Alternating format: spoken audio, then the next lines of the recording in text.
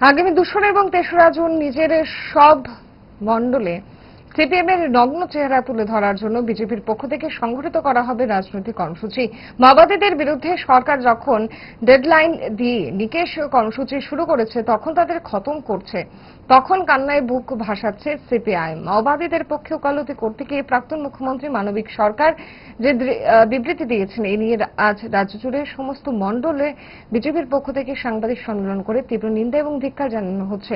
বিশালগড়ের রঘুনাথপুরে বিজেপির জেলা কার্যালয় এলাকায় বিধায়ক সুশান্ত দেব সাংবাদিক সম্মেলনে বলেন, মাওবাদী নিকেশে প্রাক্তন মুখ্যমন্ত্রী মানিক সরকারের বিবৃতি অত্যন্ত বেদনাদায়ক। 2রা এবং 3রা জুন তার নগ্ন চেহারা তুলে ধরা হবে। প্রথমেই জানা দরকার, ডাবল স্ট্যান্ডার্ড গেম এই সিপিএম পরিচালিত যারা পলিট ব্যুরো আছেন, সিপিএম এর নেতৃত্ব আছেন, প্রাক্তন মুখ্যমন্ত্রী আছেন, ওনারা বলার চেষ্টা করছেন।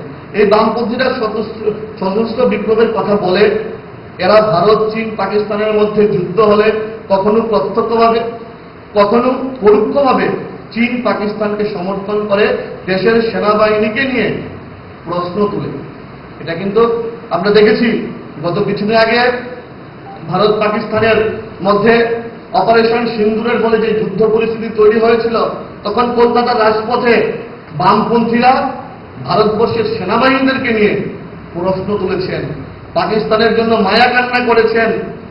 পাকিস্তানের জন্য এই যে সিন্ধু জল চুক্তি নিয়ে সিপিএম এর বরিষ্ঠ নেতা তন্ময় চক্রবর্তী, উনিও সেটা নিয়ে আলোচনা করেছেন। এটা অত্যন্ত লজ্জাস্কর। আজকে এই সাংবাদিক বৈঠক থেকে আমরা সবাই এই সিপিএম এর নেতৃত্বর, সিপিএম এর প্রাক্তন মুখ্যমন্ত্রীর এই নগ্ন চেহারা গোটা রাজ্যবাসীর সামনে তুলে ধরতে চাই। নকশালের বিরুদ্ধে, মাওবাদীদের বিরুদ্ধে আমাদের সরকার জিরো টলারেন্সে কাজ করছে।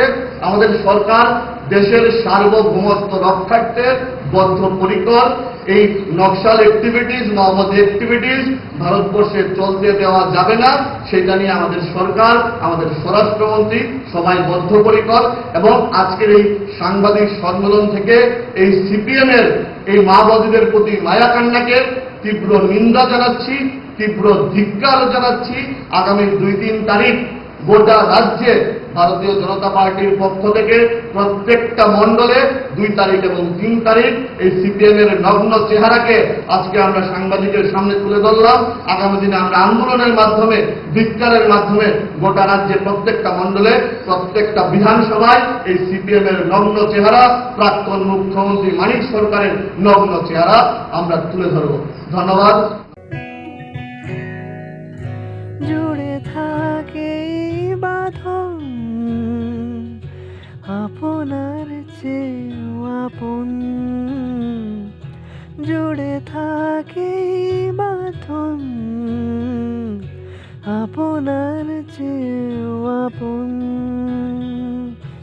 আপনার চেয়েও আপন।